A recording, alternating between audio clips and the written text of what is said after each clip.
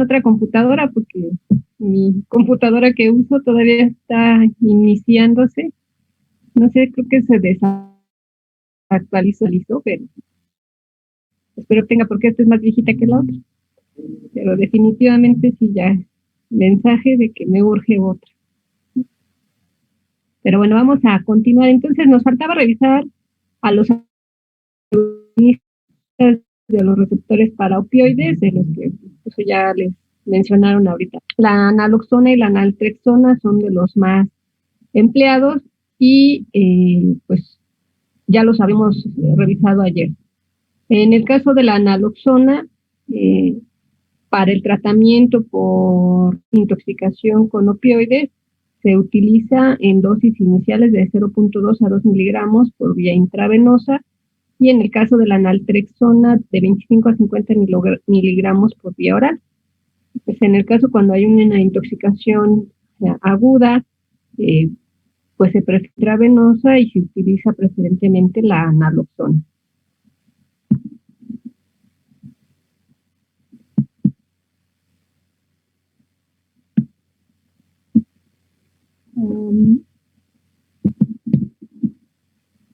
No quiere avanzar.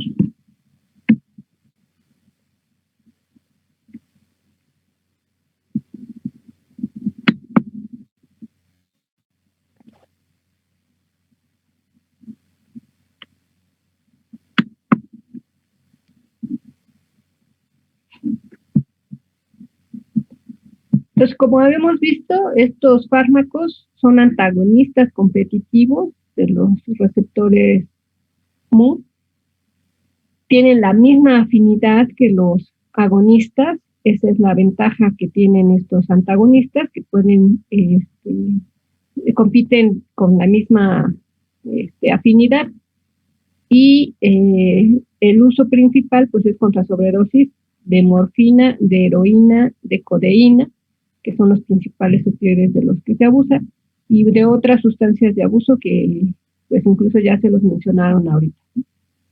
Pero de entrada, pues como son antagonistas de los receptores para opioides, pues se usan contra sobredosis de opioides.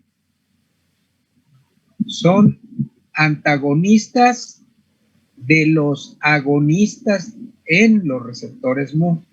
Sí, sí, porque si recuerdan, la administración de estos fármacos no tiene efectos si no está presente el agonista.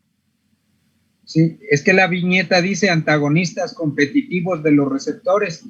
No, sí. No son de los opioides en los receptores. Ajá, sí. También una ventaja que tienen estos fármacos es que, si recuerdan, vimos que cuando hay una intoxicación con opioides, se puede producir coma y hasta la muerte por paro respiratorio. En el caso de estos fármacos, tienen la ventaja de que pueden revertir el coma y la depresión respiratoria causada por los opioides, sobre todo en los casos de intoxicación aguda y pues como les mencionaba, ¿no? Cuando se administra por vía intravenosa, que son casos de urgencia por sobredosis. Y ya, eso era lo que me faltaba. ¿Preguntas? ¿Le puedo regresar tantitito a la anterior, por favor? Sí.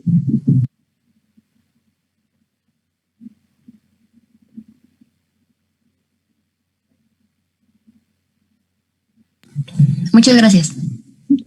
Lo otro que les tengo que comentar es que hasta este tema viene el segundo parcial, o sea, prácticamente ya cubrimos en teoría los temas del segundo parcial. Nos falta realizar la práctica de fármacos antiepilépticos, que la vamos a hacer el día martes.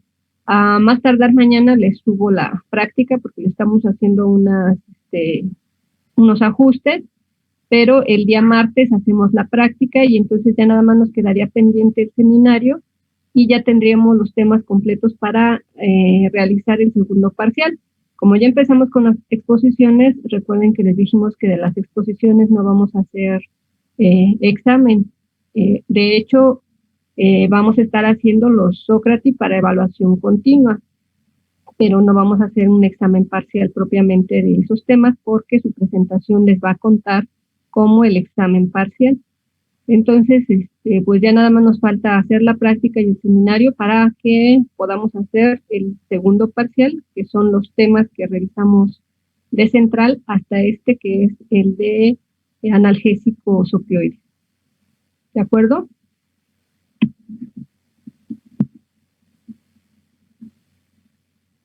Sí, profesora. Entonces, ahorita, pues continuamos con los que van a exponer.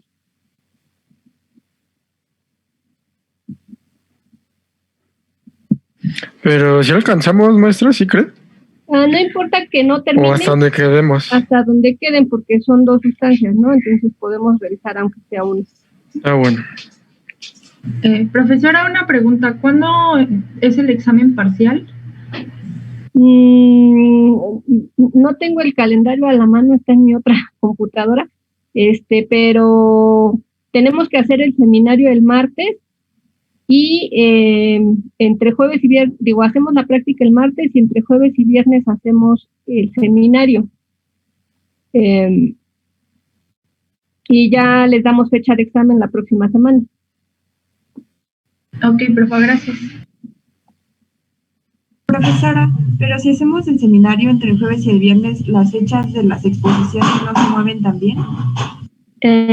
Sí, de hecho, como el martes vamos a hacer la práctica, estaban programadas exposiciones.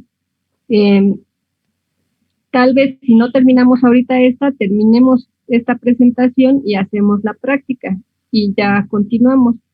De todas maneras, el seminario no va a durar las 3 horas, entonces podemos tener seminario y exposición el jueves y viernes, que son los días que tenemos 3 horas.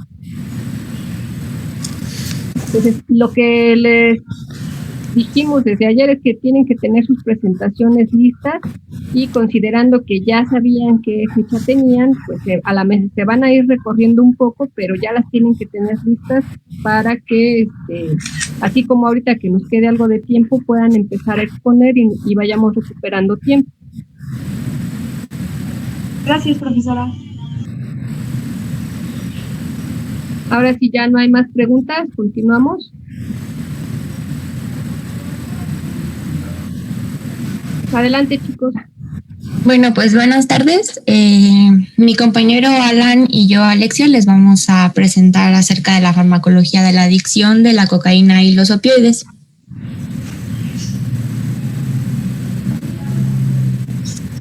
Bueno, les voy a hablar primero de los opioides. Estos son extraídos de una planta conocida como amapola o adormidera. Su nombre científico es Papaver somniferum. Y esta era cultivada desde hace mucho tiempo en antiguas civilizaciones de Persia, Egipto y Mesopotamia.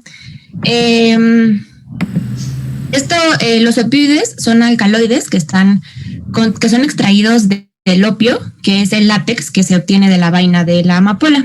Y el que está en más abundancia es la morfina, seguido de la noscapina, la codeína, la papaverina y la tebaína, que son los que con menos abundancia.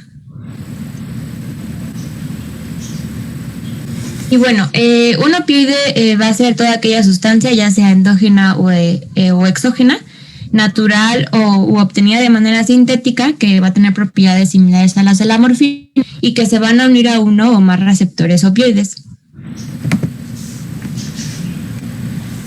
Como antecedentes históricos tenemos a este farmacéutico alemán de nombre Friedrich Serturner, que en 1806 fue el que aisló por primera vez la morfina.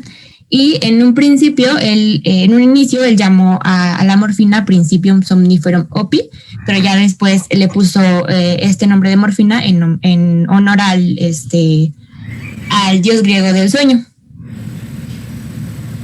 Y bueno, después en 1827 la compañía Merck comenzó a fabricar la morfina de manera comercial y en 1898 Bayer también introdujo la heroína para uso médico y estaba recomendado como antitusivo en niños que tuvieran para tratar tuberculosis o neumonía. Después fue sacada del mercado porque se vio que estaba causando mucha adicción. Y en 1925 se identificó la estructura de la morfina. Más adelante, en 1967, Billy Martin fue el que sugirió la existencia de más de un tipo de receptor opioide. En 1972, la FDA aprobó la metadona como un tratamiento de mantenimiento para la adicción a opioides. En 1973 fue cuando se caracterizó y se identificó a los receptores opioides. Y en 1975 se identificaron los opioides en WhatsApp de audio. Finalmente, entre 1976 y 1981 se demostró que existían receptores tipo mu, delta y kappa. Y bueno, como ligandos endógenos tenemos 3, que son las beta-endorfinas, las encefalinas y las dinorfinas. Las beta-endorfinas y las encefalinas tienen afinidad por los receptores mu y delta, pero la diferencia es que las beta-endorfinas tienen más afinidad por los mu y las encefalinas tienen más afinidad por los delta, en tanto que las dinorfinas tienen mayor afinidad por los receptores kappa. Por otro lado, tenemos a los ligandos exógenos, que son los que se pueden extraer de manera natural de la adormidera o se sintetizan. Y yo les presento aquí una clasificación según su estructura química. Tenemos a los fenantrenos, que pues si lo pueden observar, son los que tienen más semejanza con la morfina, y está la heroína, la codeína, la oxicodona y pues todos los demás que ustedes pueden observar. También tenemos a otros que ya no comparten tanto estructura con la morfina, pero que también son opioides, como las fenileptilaminas, las fenilpiperidinas u otros opioides como la pentazocina, el tramadol o el tapentadol. Y a los morfinanos, que sí se parecen ya un poco más, y tenemos al levorfanol y al butorfanol. Bueno, los receptores de opioides son receptores de 7 dominios transmembranales y se encuentran ampliamente distribuidos en el sistema nervioso central, pero también en los tejidos periféricos, y están acoplados a una proteína G y O. Yo les voy a hablar de tres subtipos de receptores opioides. Los 3 tipos van a producir analgesia espinal y supraespinal, pero ya más específicamente, el receptor tipo mu también produce depresión respiratoria, sedación, miosis, euforia y disminución de la motilidad gastrointestinal.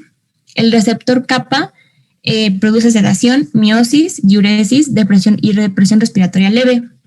Y por último, el receptor tipo delta produce disforia, delirios y alucinaciones y también una disminución de la motilidad gastrointestinal.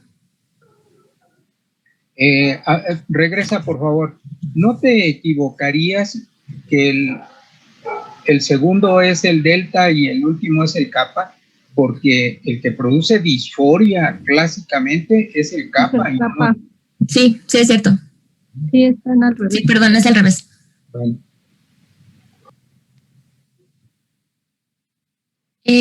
Y bueno, como agonistas puros de los receptores opioides, estos se tienen afinidad principalmente por los receptores mu, y tenemos a la morfina, a la meperidina, a la heroína, etcétera.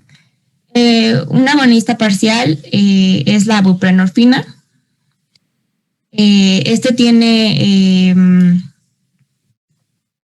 También es agonista parcial de los receptores mu, y también existen los que son agonistas en ciertos receptores, pero también pueden ser antagonistas en otros, como la pentazocina, la albufina y el butorfanol.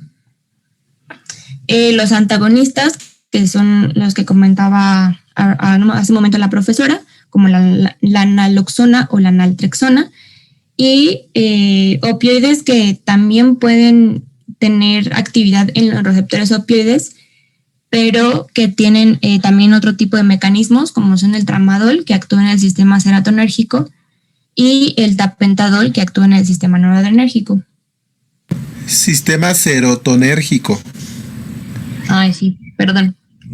Nada más para que le muevas la A. Sí, gracias, profe. Bueno, ahora les voy a hablar acerca de 3 fenómenos que se dan, que es la tolerancia, la dependencia, que estos van de la mano, y la adicción. Bueno, en primer lugar, la tolerancia se define como la pérdida gradual de la eficacia de un opioide para producir esta respuesta original se debe administrar una dosis mayor, una dosis cada vez mayor. Esta se va a desarrollar más fácilmente cuando se administran dosis muy grandes a intervalos muy cortos. Y también depende, según el fármaco que se esté administrando, el tiempo y el individuo al que se le esté administrando este fármaco. Esa tolerancia se da principalmente por medio de los receptores tipo Mu y se tienen algunas teorías de por qué es que se da la tolerancia.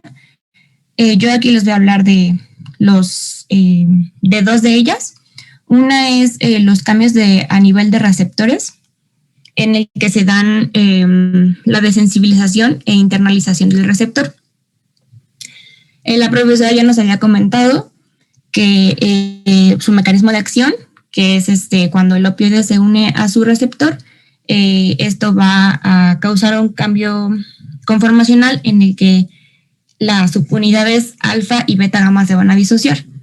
Esto va a provocar que el receptor se vuelva más susceptible a ser fosforilado por la GRK. La GRK es una sinasa del receptor acoplada a proteína G.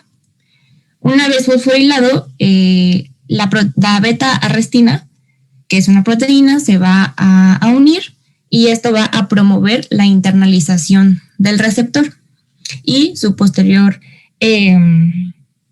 regreso a la superficie, que vendría siendo el reciclaje. Esto va a producir una baja de la señalización y por ende tolerancia y también una disminución de la analgesia. Esto, sin embargo, se ha visto que el grado de fosforilación va a depender del tipo de receptor y del agonista que se esté uniendo, por lo que pues no es a lo mejor muy viable que la tolerancia sea por esto, porque pues como ya les comenté, esta tolerancia se da en los receptores tipo Mu y se ha visto que cuando la morfina, por dar un ejemplo, cuando la morfina se une a su receptor Mu, es muy mal que el receptor se fosforile y de esta manera se lleve a cabo el mecanismo. No sé si se entendió o quieren que lo explique una duda. Bueno, igual me pueden interrumpir si tienen alguna duda. La otra teoría que se tiene y que creo que es la que más se ha visto que puede ser la razón de la tolerancia son los cambios en el nivel de señalización intracelular. Esto se refiere a que, bueno, como ya les había mencionado, este receptor está acoplado a una proteína GIO, por lo que va a inhibir a la adenilato ciclasa y por ende no va a haber producción de AMP cíclico. Sin embargo, la administración frecuente de opioides va a causar una hipertrofia en este sistema, por lo que a largo plazo va a haber un aumento de AMP cíclico.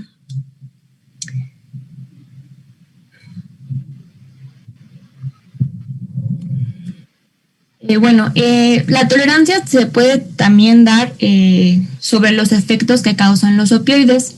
Tantito, si le regresas. Sí. En el caso de la tolerancia, se ha visto que participan los 2 mecanismos. Los cambios en nivel de receptor que ya mencionaste, o sea, la desensibilización e internalización de los receptores ocurre con la exposición continua al agonista. ¿No? Es un sistema a la baja cuando hay sobreestimulación del receptor Y bueno, en el caso de los opioides sí se ha relacionado más con los cambios en el nivel de señalización intracelular, pero están los dos mecanismos asociados a este fenómeno de tolerancia, ¿no? Incluso, bueno, ya también lo habíamos visto con la benzodiazepina, pero ocurren los dos mecanismos. El primero es, obviamente, si el estimulador está sobreestimulado, pues se tiene que bajar esa actividad, y una de esas formas es desensibilizarlo e internalizarlo. Adelante. Bueno, entonces se tiene un grado de tolerancia alto para los efectos de analgesia, euforia y disforia, confusión mental, sedación, depresión respiratoria, antidiuresis, náuseas y vómitos y supresión de la tos. Un grado de tolerancia moderado para la bradicardia y prácticamente no hay en miosis, estreñimiento y convulsiones.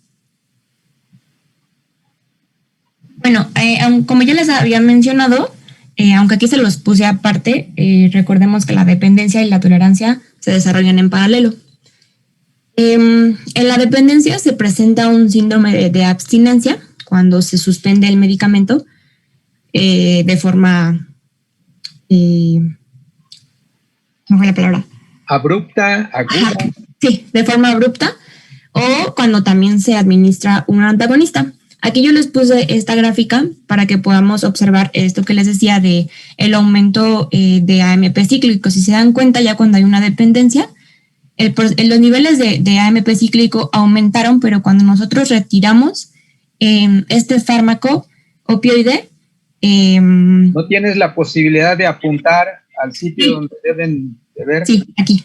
Aquí es cuando hay la dependencia. Entonces, aquí es cuando ya hay dependencia, los niveles de AMP cíclico aumentan y aumentan bastante, como pueden ver, en comparación del nivel normal. Pero cuando nosotros retiramos fármaco, entonces el nivel de AMP comienza a decaer también, pues bastante. Y esto es lo que nos va a dar como resultado los síntomas de la abstinencia. Los síntomas y signos de la abstinencia son la rinorrea, el lagrimeo, bostezos, escalofríos, piloerección, hiperventilación, hipertemia, midriasis, dolores musculares, vómitos, diarrea, ansiedad y hostilidad. Es importante que les mencione que la farmacodependencia no es un sinónimo de adicción. Es decir, que una persona puede tener los signos o las características fisiológicas propias de la tolerancia y la dependencia, pero no necesariamente que sea una persona adicta.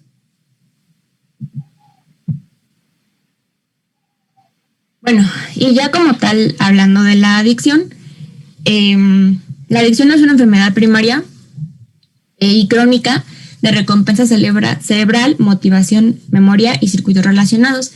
Mis compañeros ya les hablaron un poquito más. Y bueno, como ya les dijeron, la adicción está asociada a la estimulación de estructuras del sistema mesolímbico. De manera muy rápida, cuando se activan los receptores tipo MU localizados en las terminales GABAérgicas. Señálalo. De las terminales GABAérgicas en el área tegmental ventral, esto va a provocar una inhibición de la liberación de GABA, por lo que las neuronas dopaminérgicas se van a desinhibir y van a liberar con mayor frecuencia dopamina al núcleo accumbens. Y esto es lo que nos va a dar esa sensación aumentada de placer, que es lo que va a promover la adicción. Y bueno, les voy a presentar dos drogas de abuso. No sé si conozcan la desomorfina, pero la heroína seguramente sí la han escuchado. En primer lugar tenemos a la heroína, que como ya también el profesor nos había comentado, esta no es como tal la que tiene el efecto, sino más bien su metabolismo, ya que se convierte a morfina. Es por eso que puede ser considerada un profármaco. Esta se va a metabolizar en 6-monoacetilmorfina, son los metabolitos que van a tener la acción farmacológica, y la morfina también se metaboliza en morfina 3-beta-glucuronida, que esta no se une a receptores opioides, y la morfina 6-beta-glucuronida, que está cero, su potencia es tan baja que no es farmacológicamente importante. Y tiene un efecto... Esas se metabolizan en el hígado, ¿no? Por los grupos glucuronados. Ok. Uh-huh. Ajá, y su duración es de 4 a 8 horas, la del efecto de la heroína. Recuerden que las reacciones de conjugación del metabolismo son... Adelante. Por otro lado tenemos a la desomorfina. Esta también es un opioide que es derivado de la morfina y es vulgarmente llamado crocodile. Esto debido a que las lesiones que aparecen en las personas que se administran esta droga dejan una apariencia escamosa y de color verde. Entonces, pues parece como un cocodrilo. Es diferente que la morfina, pero la duración es más corta en comparación a la heroína. Esta tiene una duración de 60 a 90 minutos.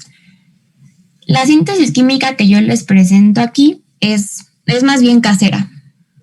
De hecho, se basa en la ruta de Nagai, que es así como sintetizan las metanfetaminas. Es muy parecida. Aquí esta síntesis se basa en un método de reducción en el que utilizan ácido yodhídrico, que las personas pueden extraerlo de los desinfectantes, y fósforo rojo, que se encuentra en los cerillos. Pasos. El primero es la extracción de la codeína. Y bueno, aquí me parece que en algunos países, la verdad no estoy segura si aquí en México, pero en algunos países la codeína se vende sin receta. Entonces es de fácil acceso. Aquí ya no. Y bueno, es que creo que en algunos países de Europa es por eso que esta droga es tan popular, porque pues se puede vender así. En Rusia. Bueno, y perdón. En Rusia. Sí, en Rusia, justamente. Y bueno, por otro lado está la reducción de la codeína a la desomorfina. Bueno, los efectos de la exposición prolongada al crocodil, como pueden ver ustedes, son bastantes. Por mencionarles algunos locales, tenemos abscesos, gangrena, lesiones cutáneas, necrosis, infecciones de la piel, amputaciones. Sistémicos, daño de vasos sanguíneos, hipotiroidismo, fallo en múltiples órganos, neumonía, meningitis, etc. Y como neurotoxicidad tenemos pérdida de las funciones cognitivas, dificultad para hablar y cambios en la personalidad, pérdida de la memoria y alucinaciones. Todos estos efectos son principalmente porque, como yo les comenté, la síntesis es pues casera, o sea, cualquier persona y con muy pocos materiales y utensilios pueden hacerla, por lo que su nivel de pureza es pues prácticamente nula, o sea, se pueden ahí estar inyectando. Me parece que por lo que leí es una mezcla tan ácida que pues todo el cuerpo. Y bueno, los efectos de estas drogas en el sistema nervioso central. Primero se experimenta una sensación de subida o de flash, que lo describen como una sensación de calor agradable con un goce muy intenso. Después, euforia y relajación, seguida bienestar, profunda sensación de bienestar y plenitud, acompañado de somnolencia, letargia y enlentecimiento motor. Como uso clínico, se tiene lo que se llama la triada de intoxicación, que es así como pueden identificar si una persona está intoxicada con alguna de estas drogas, que es la miosis, la depresión respiratoria y el deterioro de estado de conciencia. Y como bien ya lo había mencionado la profesora, la depresión respiratoria es una de las causas de muerte cuando una persona presenta una sobredosis con alguna de estas drogas. Y bueno, finalmente, el tratamiento farmacológico para la adicción a los opioides, el más utilizado es que es un tratamiento de mantenimiento. Se utiliza la metadona porque tiene una duración más larga en comparación a otros agonistas. Y bueno, además de desintoxicar a la persona, se le mantiene con administración estable de este fármaco. Primero, bueno, se le da una dosis inicial y la idea es ir bajando gradualmente. Y bueno, las ventajas de este tratamiento es que la persona alivia los síntomas del síndrome de abstinencia y también ese deseo o esa apetencia por querer consumir la droga. También se utiliza un agonista parcial como la buprenorfina. También se recomienda que a largo plazo se sustituya por la metadona. Y también, porque también creo que la metadona crea dependencia, tolerancia, bueno, las dos. Ajá, entonces también por eso se recomienda que a largo plazo se haga este cambio. Es posible que la persona tenga más leves de síndrome de abstinencia, pero pues es como que parte del proceso. Los antagonistas también se pueden utilizar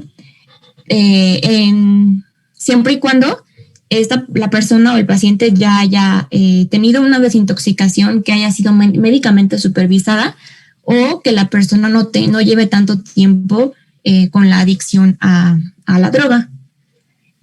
Pero la ventaja de los antagonistas es que van a bloquear el refuerzo tanto positivo, que sería esa sensación de euforia, de placer, y el negativo, que sería la abstinencia.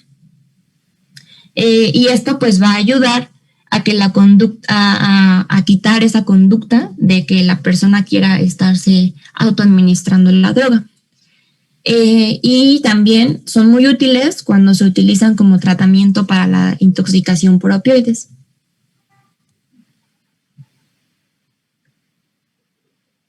Bueno, de mi parte es todo.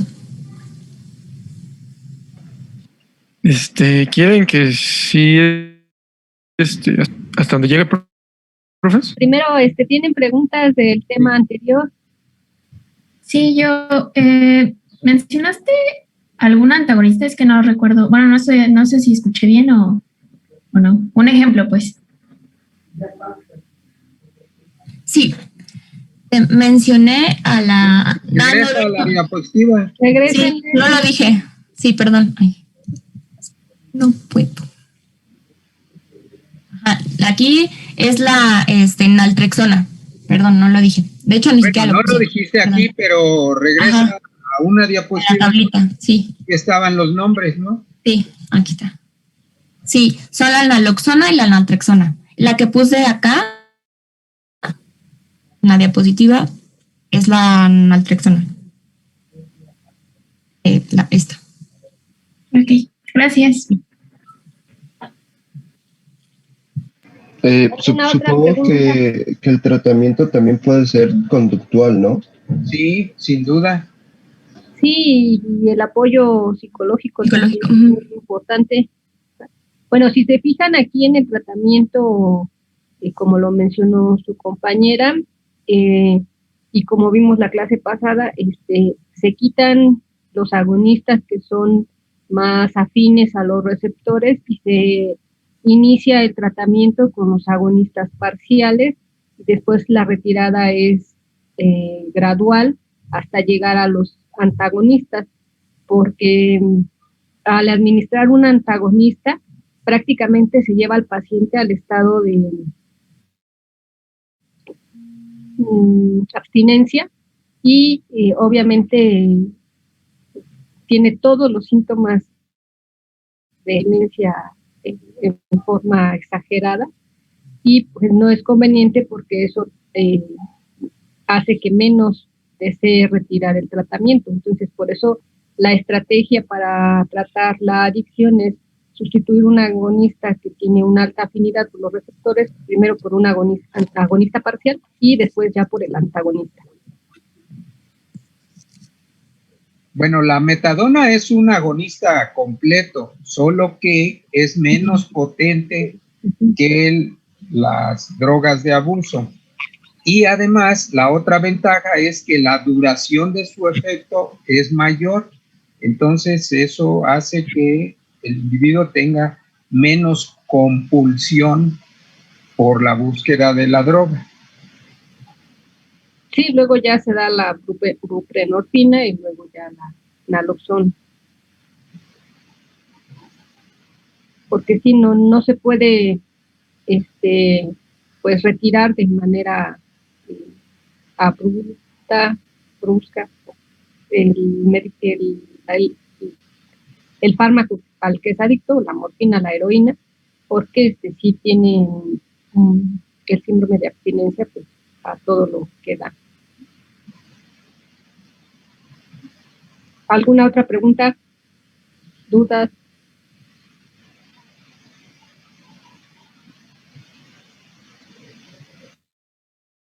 ¿Podrá ir? ¿No? Esa droga, bueno, yo había leído sobre ciertas características, pero se supone que la fabricación era muy fácil. Y llama muchísimo la atención. Es porque las personas que ingieren esa droga que usted mencionó, doctora, se les empieza como que a desprender la piel, o sea, como que se les van necrosando, no sé si es el término adecuado. Sí. Creo que era por lo mismo que les comenté, o sea, por su manera de sintetizarla que no la purifican, y por los materiales que utilizan, es que tiene tantas impurezas y son esos compuestos estos efectos. De hecho, sí, o sea, bueno, no sé si son sensibles a ese tipo de imágenes, no lo busquen, pero sí, si les da curiosidad, busquen una imagen de una persona que se administre esta droga y de verdad es impresionante porque la piel se les cae. Se les pone incluso verde, un tono verdoso. Sí, se les ve el hueso y todo. No quise ponerlo por eso, pero pues si quieren verlo, adelante. Alexia, disculpa, ¿le puedes dar en la diapositiva anterior, por favor? Sí. Espérame. Maestros. Sí. Yo tengo una pregunta, pero más específica para ustedes. ¿Por qué tanto el alcohol como estas drogas pueden llegar a causar hipotiroidismo?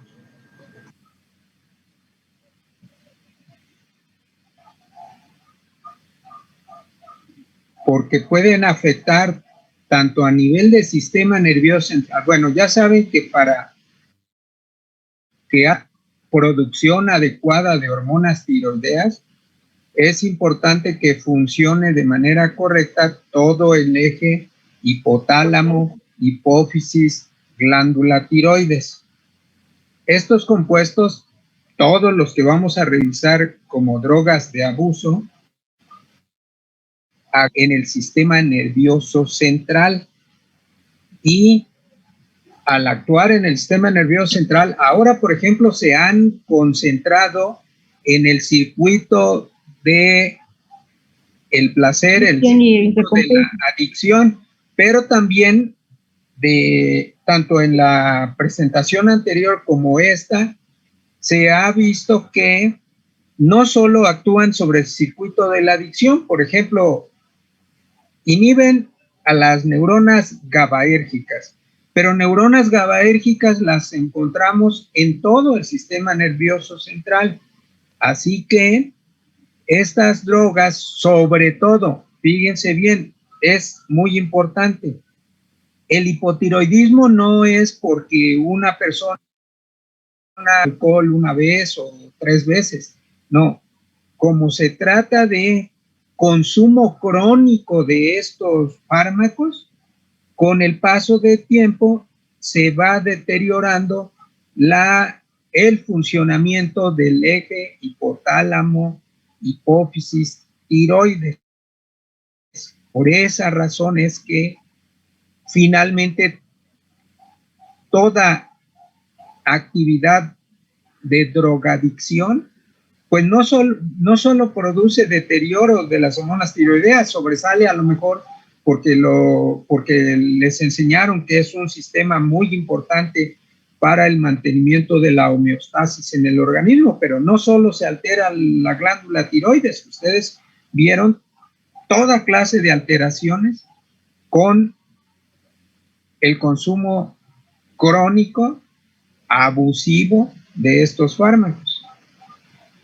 Si recuerdan, vimos ayer precisamente con los opioides que disminuyen la secreción de hormonas como la gonadotropina y la hormona liberadora de corticotropina. Entonces es un ejemplo claro de hormonas directamente afectadas, pero precisamente, como dice el maestro, están actuando a nivel hipotalámico y es una asociación entre los neurotransmisores ahí en el hipotálamo que se ven afectados estos circuitos por el uso de estos fármacos de acción central.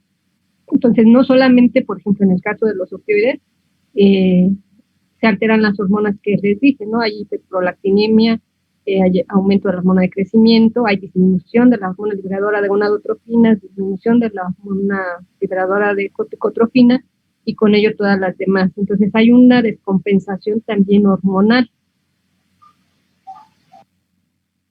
Entonces, si sucede esa descompensación hormonal, también puede afectar las gónadas. Sí. Ok. Gracias.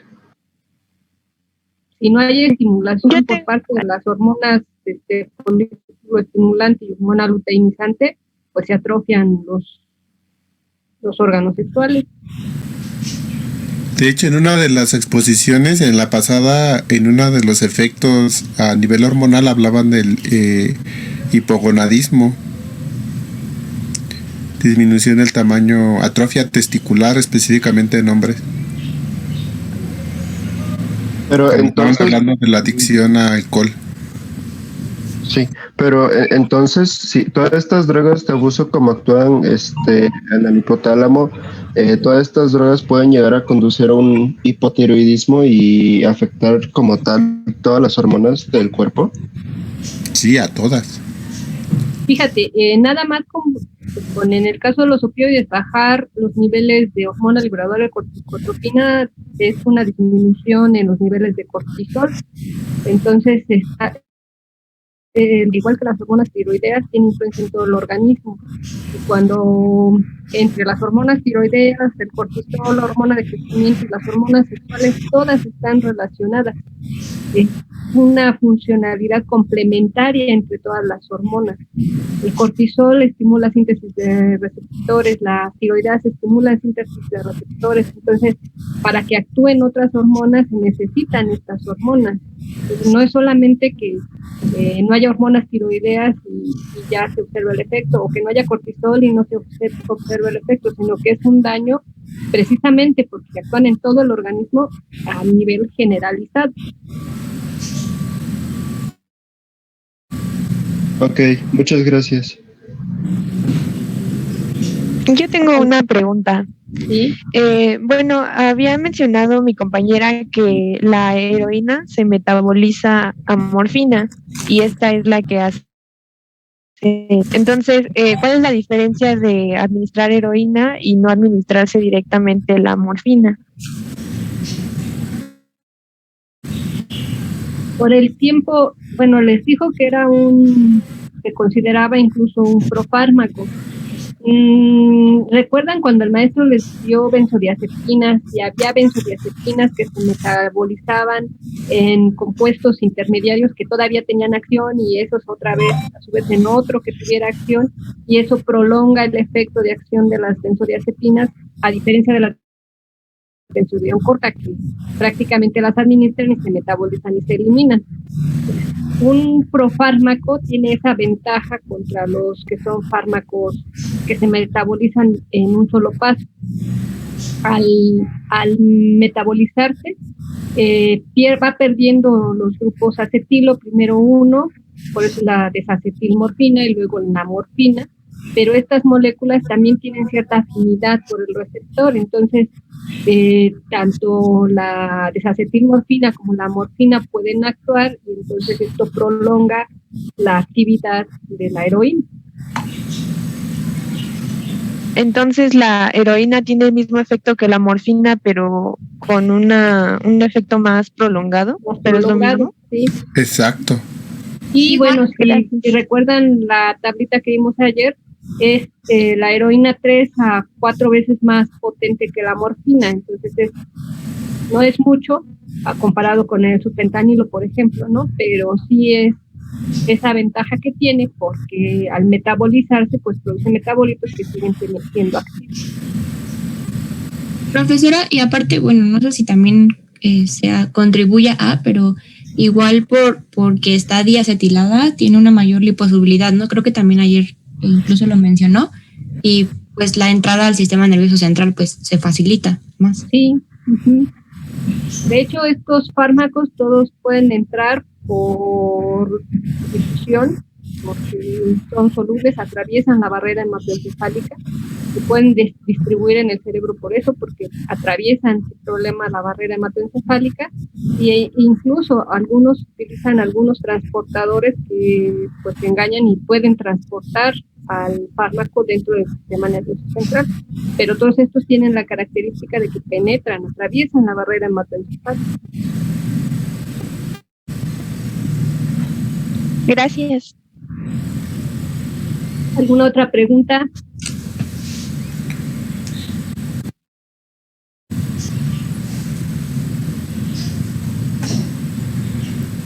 ¿Ya no hay preguntas? Bueno, entonces ya se acabó el